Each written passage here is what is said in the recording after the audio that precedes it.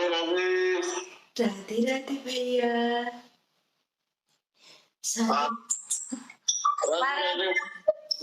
राधे राधे। सूर्य और चंद्र घर का अपन को कैसे पहचान है? समझ में नहीं आया क्या बोले भैया। श्वास आते हैं ना, ये तो सूर्य का घर होता है, एक चंद्र का घर होता है, तो इसका तो क्या पता चलता है सूर्य का घर है या चंद्र का घर? सूर्य नाड़ी और चंद्र नाड़ी इसकी बोल रहे हैं ना, जो श्वास चलती है। हाँ, सूर्य नाड़ी और चंद्र नाड़ी होती है। जैसे दाएं और बाएं हमारा शरीर दो भागों में है। ये जब अब हम कहते हैं महादेव अर्धनारीश्वर हैं, तो हम सब अर्धनारीश्वर हैं। हमें कुछ परसेंट पुरुष व्याप्त होता है और कुछ परसेंट स्त्री व्याप्त होती है। जैसे शरीर, पुरुष के शरीर में कई बार पुरुष तत्व हावी होता है, कई बार स्त्री तत्व हावी होता है। ऐसे स्त्री के शरीर में कई बार पुरुष तत्व हावी होता है और कई बार क्या नाम है, पुरुष तत्व हावी होता है। ऐसे होता है, कभी स्त्री तत्व कभी पुरुष तत्व हावी रहेगा और किसी किसी के शरीर में परमानेंट होता है। तो सूर्य नाड़ी और जो चंद्र नाड़ी होती है, रामकृष्ण भैया अपने माइक को बंद कर लो। हाँ, जब बोलना तभी चालू करना। तो जब हम सूर्य नाड़ी और चंद्र नाड़ी की बात करते हैं, तो सूर्य नाड़ी पुरुष तत्व को प्रबल करती है और चंद्र नाड़ी स्त्री तत्व को प्रबल। राधे राधे, स्पीकर ठीक से काम नहीं कर रहा, बार बार कट रहा आवाज। हाँ, तो पद्म भैया आप हमारी बात सुन पा रहे हैं?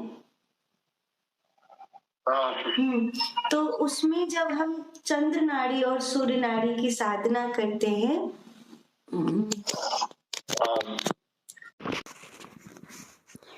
तो उस साधना में हमें अपने दाएं और बाएं नखने से प्राणायाम करते हुए रेचक कुंभक पूरक, रेचक कुंभक पूरक, पूरक कुंभक रेचक, रेचक कुंभक पूरक, पूरक कुंभक रेचक, इसी विधि से प्राणायाम करना चाहिए।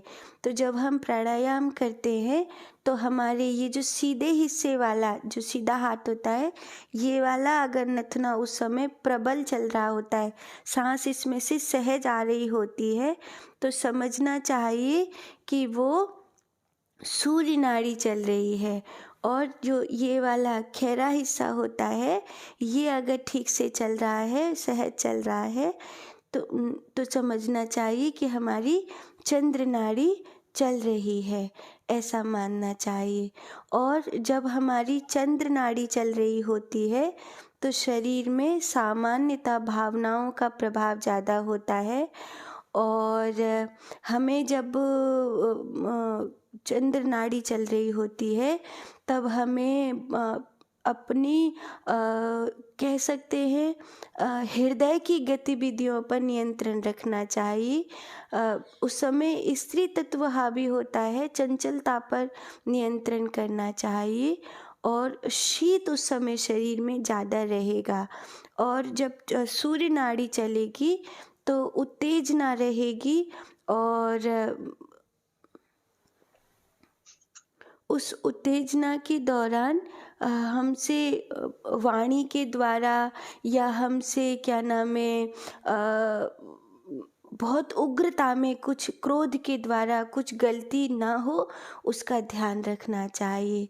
तो ये सूर्य नाड़ी और चंद्र नाड़ी को पहले के समय में तो जब हम लोग सो के जगते थे तो उस समय भी देखते थे कि सूर्य नाड़ी चल रही है, चंद्र नाड़ी चल रही है, उसी के हिसाब से धरती पर पाँव रखते थे। जैसे सूर्य नाड़ी चल रही है तो दाहिना पाँव रखते थे और चंद्र नाड़ी चल रही है तो बायां पाँव जमीन पर रखते थे, धरती मैया को फिर प्रणाम करते थे। और जैसे कहीं पर लड़ाई का समय है, युद्ध का समय है, पहले के समय में राजे महाराजाओं को भी बताया जाता था। जिस समय उनका विवाह होता था उस समय बताया जाता था कि तुम्हें ये चंद्र नाड़ी चल रही होगी तो ऐसी संतान उत्पत्ति होगी, पुत्र होगा या पुत्री होगी। उस समय अगर सूर्य नाड़ी चल रही होगी तो ये संतान उत्पत्ति होगी। युद्ध में जा रहे हो तो विजयी होगे या हारोगे, तो ये भी पता चलता था कि तुम्हारी सूर्य नाड़ी चल रही है या चंद्र नाड़ी चल रही है। तो इस सब से उसका ज्ञान होता था।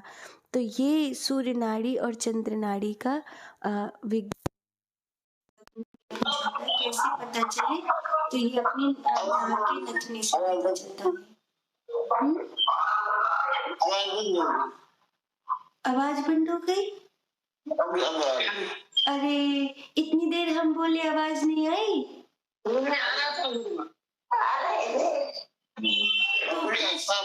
प्रश्न का पूरा उत्तर सुन पाए कि नहीं?